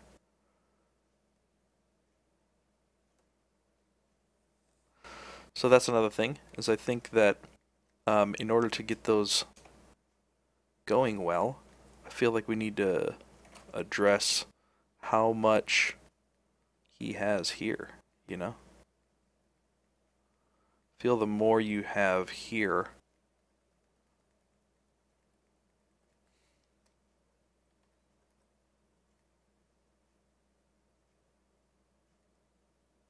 that's another really great way to do it, Kung Pao. I spent some time down at Sony in San Diego. They have a scan studio down there. I worked for them for a while, and I had a chance to clean up a lot of actual scans, head scans. And man, that was an incredible learning process for me. Just looking at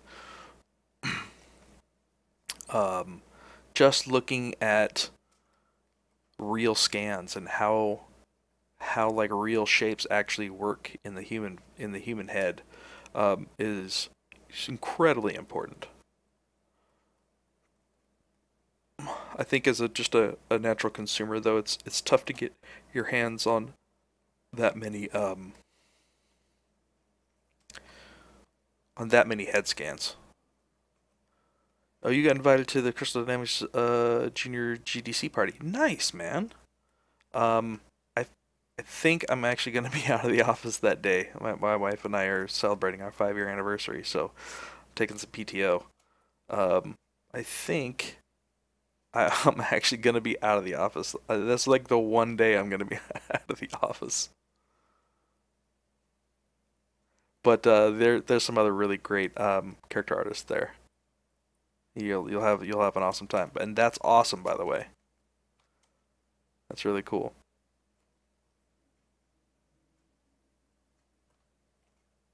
Oh, I'm on the wrong. There we go. Thanks, Doug. Let's get rid of this. I feel like eyebrow is not doing me any favors right now.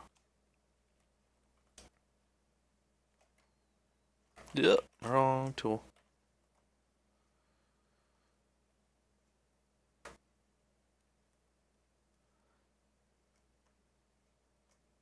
I will be at GDC though. I'm also planning on going to the ArtStation Noman party on Thursday night. So if you see me around, come say hi. Say what's up. What's up? What's up? What's up?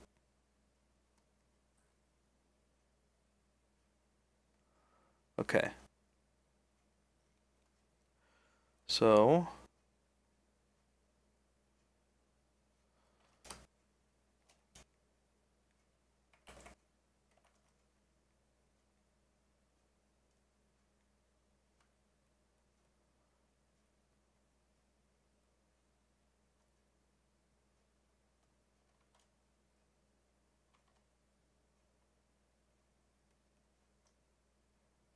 okay.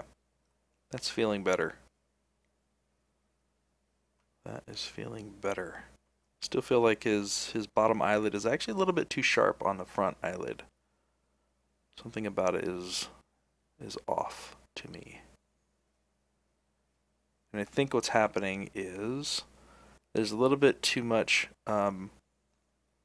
downward slope in the eyeball here, or in the eyelid. See, that doesn't really have, like, it has this front, but this plane kind of like comes down more, which is what I don't necessarily like.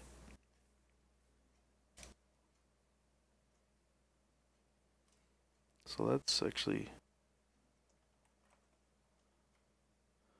see if I can bring this up a little bit.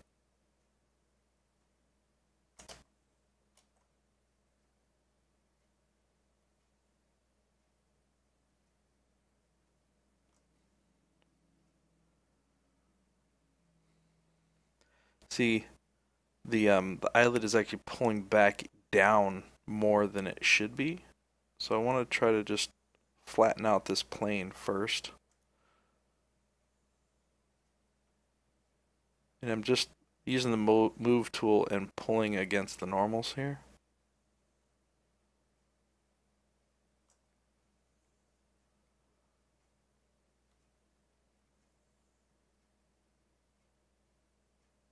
And then I'll just go back and re-flatten it out a little bit. I want to make sure that it doesn't have that downward slope to it.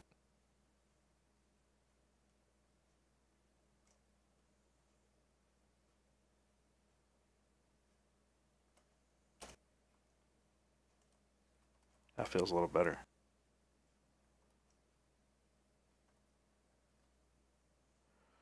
It may be a little bit too thick coming in here. Let's pull this back in. Yes, Doug. Yeah, so I'm just using move brush. I'm holding Alt. If I pull to the right, it'll pull out from the normal. If I pull to the left, it'll push in from that normal. I use that a lot. So let's pull this in just a little bit.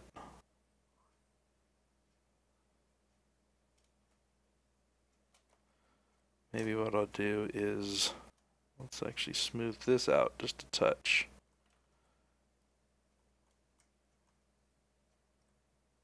Yep, works, Crofty. Yeah, those subtle hints are awesome. If I miss something like that and you want to point something out, have at it, man. It's awesome. All right, let's see how that's looking now.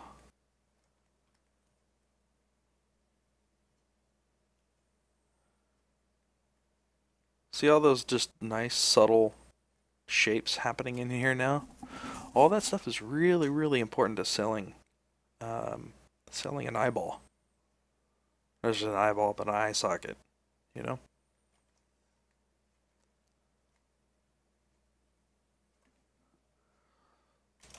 I feel like this can actually get even more round here.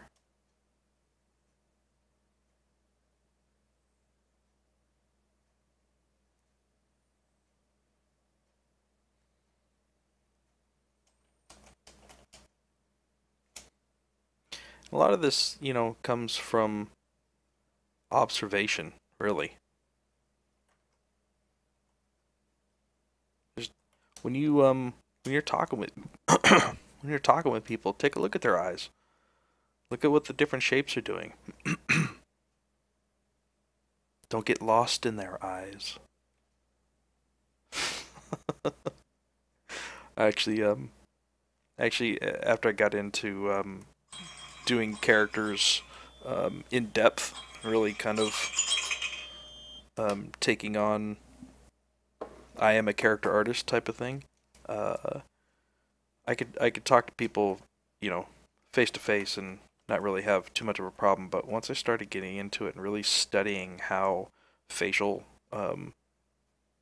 structures work and subtle shapes and stuff, a really hard time these days talking with somebody and looking at their face and having a meaningful conversation with them, because I get too distracted from like looking at the actual shapes of their face. You're going, oh, wow, your nose is doing that. Oh, that's cool. Oh, your eyes. Oh, whoa, look at your eye. That's freaking cool. Yeah, it's funny. I do that quite a bit.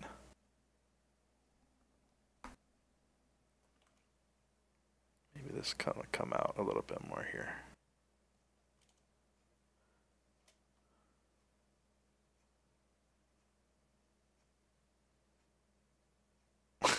Yeah, that can be a little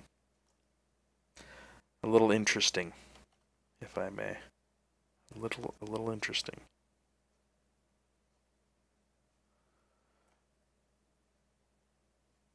You have to start to be a little bit more wary of how you look while you're looking.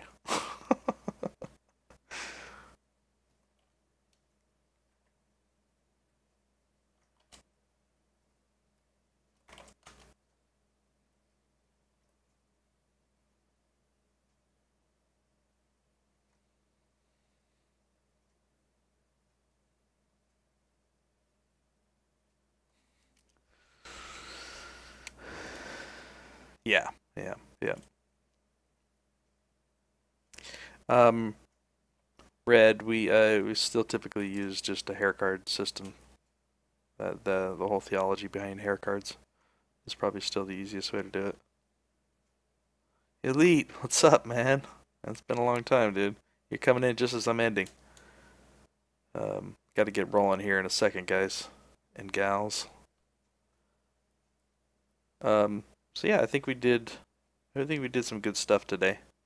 You know, it takes a long time to get things just right and good.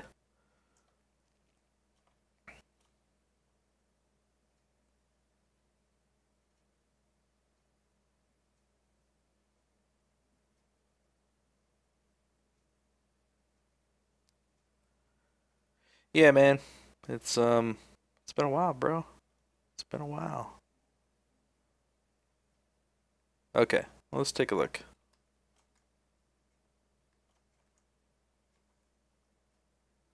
Yeah. Feel much better about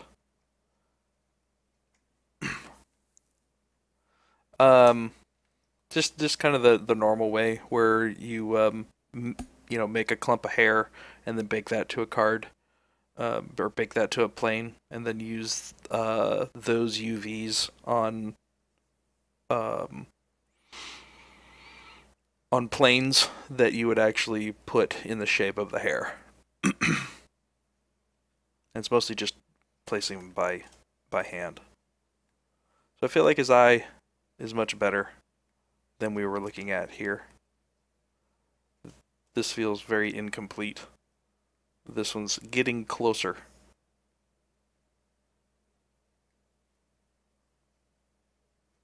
Getting closer. Alright, I think that's going to be it for me, boys and girls. You can see why, you know, more realistic characters, especially faces and stuff, takes quite a long time to do, especially for a full character. So, yeah, it's been fun. Thanks everybody for hanging out. Hope you guys had fun. Hope you guys learned a couple things, and I hope you're inspired. Go make your own stuff. Go make some cool stuff. Do it. Do it now. And should be on, I think, probably in a couple weeks. Is when I'm back on. So if you want to go back and look at some of the earlier videos for this, go ahead and go to ZBrush Live and check out some of the other guys and girls there too. So got lots more streamers coming up, and stay tuned. More to come. Hope you guys have a good one. Thank you for everybody, and I think we had some good conversations today. So we will talk with you soon. Later, y'all. Peace. Later. Bye. Bye. Yeah, Kung Pao, come up and say hi if you see me, man. Anybody? That's for anybody else too. If you guys are going to GDC, if you see me walking by, feel free to stop me and say what's up. Always happy to talk with people. All right. See you guys.